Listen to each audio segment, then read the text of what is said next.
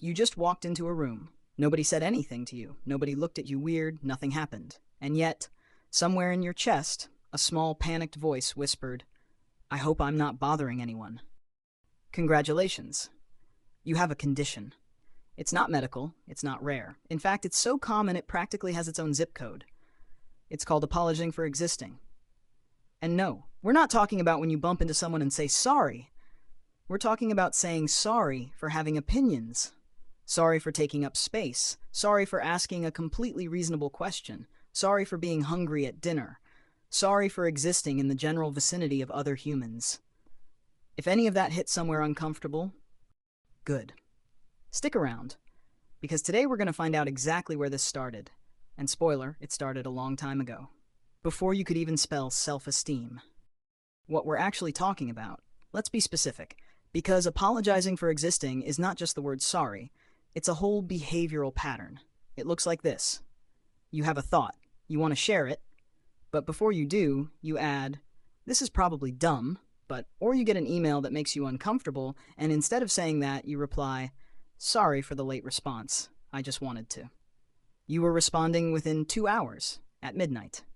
Or someone bumps into you, and you apologize to them. You are the victim of a physical collision, and you said sorry. That is not politeness. That is a nervous system that has decided your existence requires constant justification. Psychologists have a few names for this: people-pleasing, fawning, chronic self-minimization. Or, if you want the academic version, a deeply conditioned pattern of self-erasure rooted in early relational experiences that taught the individual their safety depended on shrinking themselves. We're going to call it the invisible tax, because that's what it is. Every interaction, you pay a small fee. A little apology here, a disclaimer there, a just and a maybe, and a I don't know if this makes sense, but... And by the end of the day, you've paid so much, you have nothing left. Let's find out who started charging you. The wiring phase. Here's the thing about human brains. You didn't come with a manual, you came with a very powerful learning machine, and that machine's one job in the early years was to figure out, how do I stay safe here? Not safe like hiding from wolves. Safe like, will the big people still be here tomorrow? Will they be happy? Will they stay? Because when you're small, those big people are your survival. You can't drive, you can't cook, you can't even reach the counter. So your brain is running one program constantly. What does this person need from me so they don't leave or get angry? And here's where it gets interesting. Most of the time, this conditioning isn't from one dramatic event, it's from patterns. Tiny, repeated, unremarkable patterns. A parent who went quiet when they were upset, so you learned silence means danger. A caregiver who only gave warmth when you were agreeable, so you learned disagreement costs love. A household where conflict exploded without warning, so you learned the safest thing is to make yourself very, very small. Nobody had to sit you down and say apologize for existing. You just learned the math. Small equals safe, agreeable equals loved, invisible equals no consequences. Meet the fawn response. You've probably heard of fight or flight, maybe freeze. There's a fourth one that doesn't get nearly enough attention. It's called fawn. Fight, you push back. Flight, you run. Freeze, you go blank. Fawn, you immediately try to make the threat comfortable. You smile at the person scaring you. You agree with the person who's wrong. You apologize to the person who hurt you, not because you're weak, not because you're stupid, because somewhere early on, your nervous system learned aggression doesn't make this safer. Escape doesn't make this safer. But if I become extremely pleasant and non-threatening, maybe they'll calm down. And it worked. That's the brutal part. It worked. So your brain filed it under good strategy, use again. And you did, and you did, and you did. Until it stopped being a strategy and became a personality. The people who planted the seed. Let's talk about specific situations, because this looks different for different people. Case 1, the unpredictable parent. The environment was inconsistent. One day they were warm, the next explosive. And you could never figure out the trigger, so you started monitoring, constantly. Facial expressions, tone of voice, the specific way they put down a glass. You became an expert in reading other people's moods. Not because you're empathic, because you were trained. The technical term is hypervigilance. The everyday term is, you can tell someone's upset from across a building before they've said a word. Useful skill. Terrible price. Case 2. The conditional love household affection was available, but it had requirements. Be good. Be quiet. Get good grades. Don't cause problems. Don't have too many needs. Love felt like a transaction. So you got very good at performing. And when you stopped performing, even briefly, and felt the cold air of disapproval, your brain registered it as, I've done something wrong. I need to fix this. That feeling follows you now.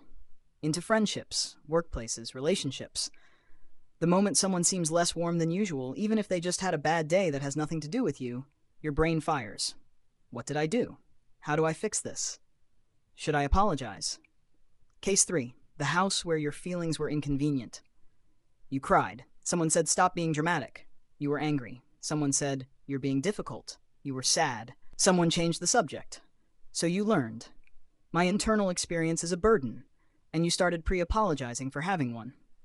Sorry, I don't mean to make this weird, but this probably isn't a big deal. Your feelings didn't disappear. They just started arriving with disclaimers. How school and society finished the job. Here's the part nobody warns you about. Even if your home was fine, the world had more lessons waiting. You raised your hand in class and gave the wrong answer. 30 kids laughed. Your brain took a note, sharing thoughts, possible humiliation. You expressed an opinion and someone called you annoying. Note, having opinions equals social risk. You set a boundary once and it caused a scene. Note, having limits, conflict equals bad. Add to this a culture that rewards agreeable people. That calls assertive women difficult. That calls confident men arrogant when they deviate from the script. That has about 40 different ways to say you're too much, and almost none to say you're enough exactly as you are.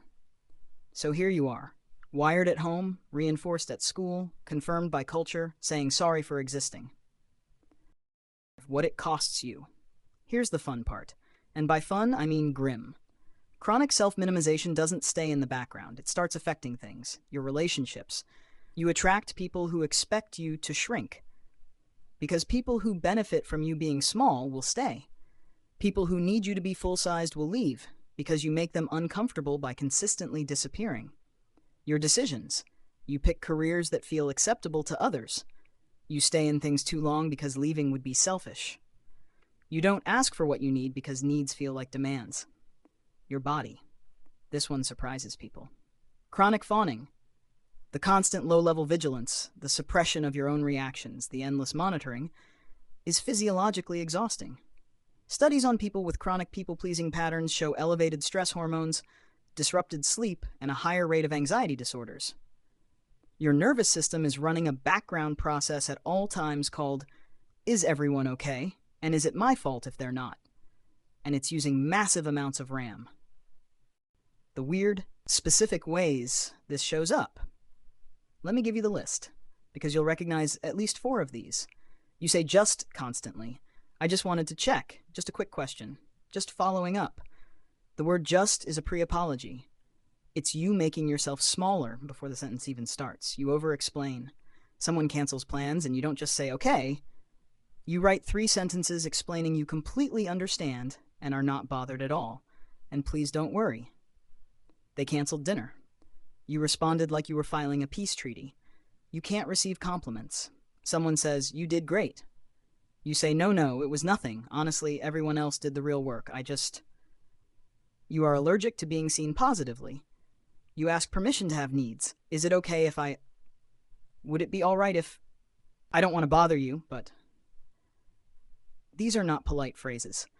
They are leftover survival behaviors from an environment where your needs were sometimes dangerous to have. The part where it starts to shift. Here's the thing nobody tells you at the end of these videos. The goal is not to stop apologizing entirely. Manners are fine. Consideration is fine. Empathy is genuinely good. The goal is to stop apologizing for things that don't require an apology. Opinions, feelings, boundaries, taking up space, existing in a room, having a different perspective, asking a reasonable question, being a person. None of those need an apology. The shift starts small. Next time you write just a quick question, delete the just. Next time you apologize for something that wasn't your fault, notice the impulse and don't say it. Next time someone gives you a compliment, say thank you. Full stop. No disclaimers. It feels unnatural at first, because it is unnatural. For you, specifically. Because for you, taking up space was once something that needed justification. It doesn't anymore. The people who taught you to shrink aren't in the room. So you apologize for existing, because at some point, existing without apology felt dangerous. Your brain, being the extremely efficient little survival machine it is, learned that small meant safe. And it kept that rule long past the moment it stopped being useful. The good news, rules can be unlearned. The weird news, unlearning them feels worse before it feels better, and everyone around you will notice, and some of them won't like it. The final news, the ones who don't like it, are precisely the ones who were benefiting from you staying small. So, stop apologizing for having thoughts. Stop apologizing for having feelings. Stop apologizing for walking into rooms. And stop, for the love of everything, apologizing to furniture. You know who you are. If this explains something about yourself that you didn't have words for before, that's the whole point.